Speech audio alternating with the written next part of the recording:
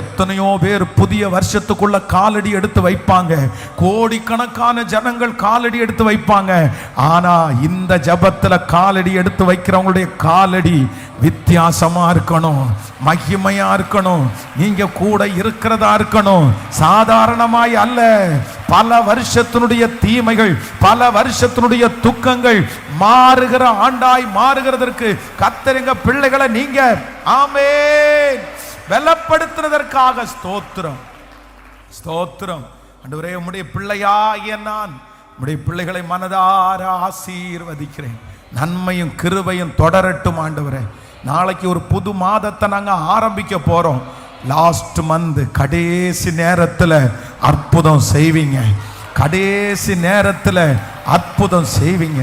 அதனால இந்த மாசம் உங்க அற்புதம் பெருசா நாங்க பார்க்கட்டும் அப்பா. நன்றி. உங்க கிருபையின் கரத்தினால் எங்களை மூடிக்கொள்ளுவீராக. இந்த திருச்சபையை ஜெபத்தினால் தாங்குகிற ஆண்டவரே, பணங்களினால் தாங்குகிற ஒவ்வொரு பிள்ளைகளையும் கர்த்தர் ஆசீர்வதியும்.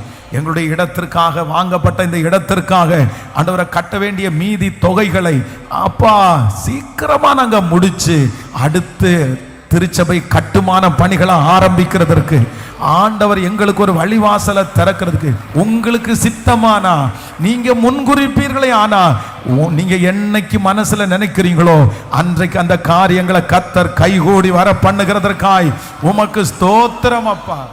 உங்க பாதத்தை நான் முத்தம் செய்கிறோம். ஆன்லைன்ல லைவ்ல இருக்கிற பிள்ளைகளை கர்த்தரை ஆசீர்வதிங்க. இந்த சத்தத்தை கேட்கிற பிள்ளைகளை ஆசீர்வதிங்க.